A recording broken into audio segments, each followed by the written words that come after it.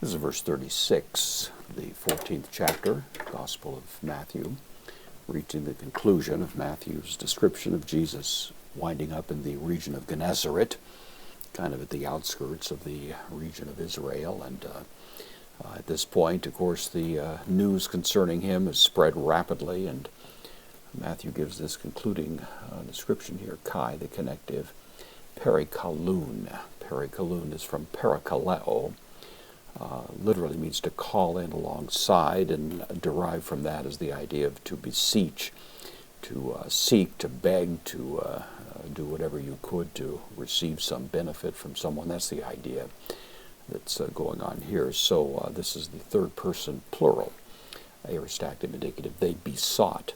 They were seeking. Auton, the direct object, him, referring to Jesus.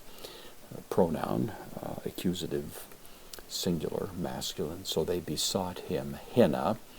Conjunction will take the subjunctive, which is what we have here. So in order that, hapsontai, this is from haptomai, it means to touch. The middle voice here that's being used means to touch a little bit more, the notion of touching for one's benefit, even to grab something, to hang on to it.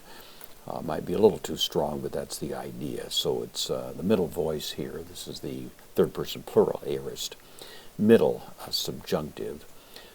So they were beseeching him in order that they might touch. Mono, an indeclinable adverb, means only, if they might just or only touch. To crosspeidu. This is an uncertain origin for this word. It means a tassel, a hem. The very edge of one's garment is the idea. So they were seeking that they might touch the hem. This is a neuter noun, actually, to hamatiu, of the garment.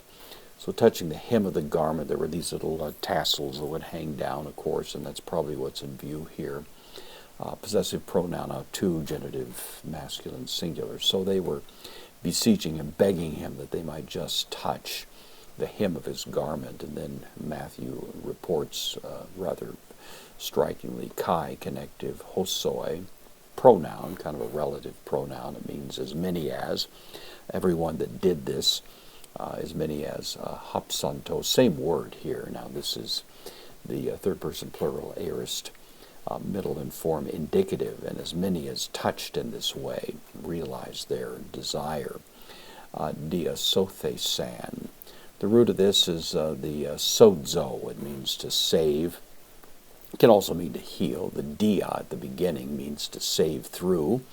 Out of that, to save thoroughly, through and through, and so on. This is the third person plural, aorist passive indicative. They were made fully whole. They were saved. So it's quite an astonishing description that Matthew gives us of Jesus there, surrounded by these crowds, and if they could only get up close enough to touch him, they were immediately healed. It's rather an astonishing image of the power of Jesus in his healing capacity. And of course, that's what Matthew wants us to be impressed with as he reports the story in just this way.